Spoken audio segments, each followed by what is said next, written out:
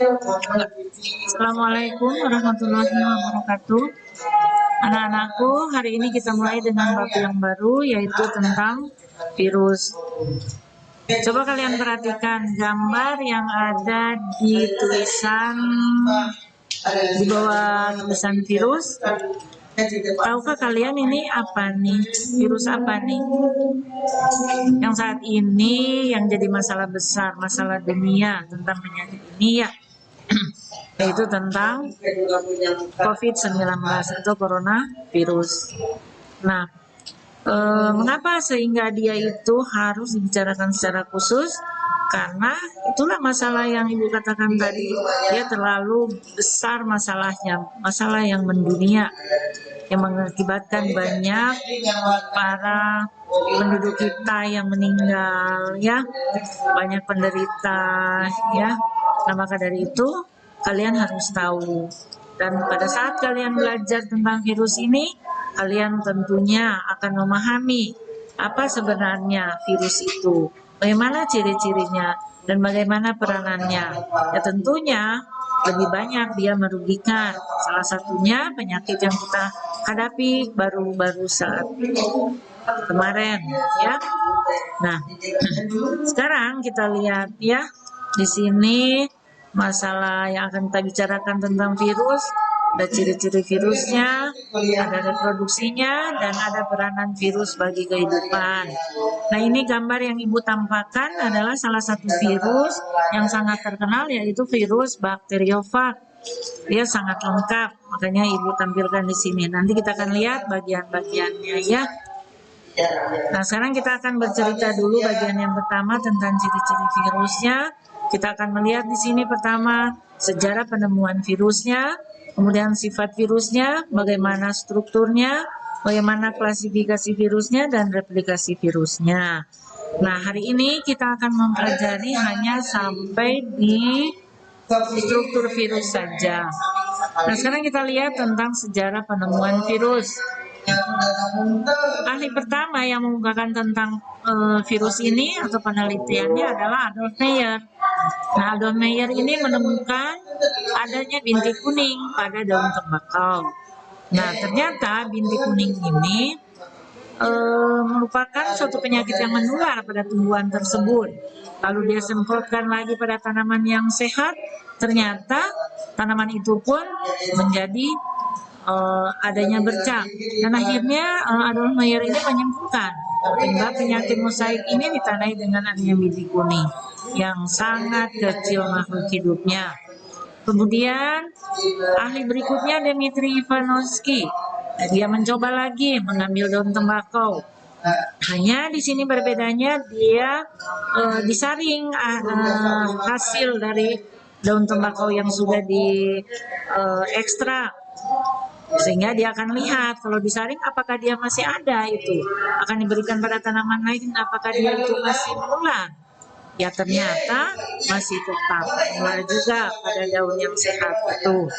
Nah, lalu Bejenerik juga mengamati sama dengan Ivanovsky.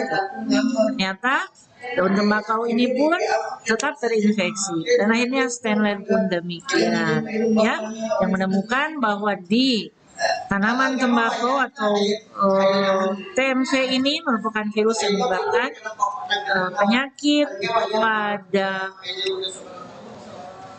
pada tembakau, ya, sehingga berkembanglah ilmu biologi yang disebut dengan virologi. Nah, sekarang kita lihat ya, apa saja sifat-sifat virus itu. Virus tadi kata Ibu bukan berupa sel atau aseluler, ya. Dia tidak merupakan sel, ya. Hanya virus ini dapat memperbanyak diri dalam tubuh makhluk hidup, atau istilahnya dia dapat bereproduksi. Tuh, kita lihat gambarnya, dia semakin banyak, ya. Nah, virus ini hanya tersusun atas satu jenis asam nukleat. Di sini ya, asam nukleat ini ada yang DNA atau ada juga yang RNA. Lalu virus ini bisa dikatakan sebagai benda mati karena dia dapat dikristalkan. Kemudian kita lihat di sini struktur virusnya, yang kita lihat sangat kecil di sini ya. Nah, di sini adalah virus polio. Masuk melalui sel darah di sini ya. Nah, kemudian kita lihat di sini ada bentuk virusnya. Ini ada bentuk virus influenza dengan HIV. HIV juga kita sudah tahu dia itu sangat berbahaya. Kalau influenza masih lebih mudah ya daripada dibandingkan dengan coronavirus atau HIV. Nah, di sini bentuk virus pada influenza dan HIV kita lihat berbeda ya dengan yang ada di tumbuhan, di tobacco mosaic. Di sini kita lihat dia bulat ya. Di sana tersusun oleh RNA. Kemudian di sana ada nukleoprotein, ada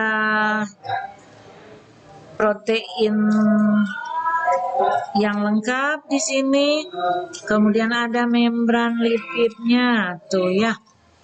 Nah, yang lebih sederhana ini yang ada pada tumbuhan kita lihat. Tapi tetap ya nampak ini ada materi genetik. Materi genetik itu bisa RNA, bisa DNA. Nah, sekarang ini ada kapsid atau kepala nih. Kalau kita bandingkan dengan susunan tubuh virus yang ada pada bakteriofa, itu ada kepala. Di mana di dalam kepala ini terisilah DNA atau asam nukleat sebagai bahan dasar. Lalu di sini ada lehernya, kemudian ini ada penyambungnya, sehingga di sini ada ekornya. Nah, ekor ini biasanya dia sebagai tempat untuk menancapkan dirinya kepada makhluk yang dia masuk ya.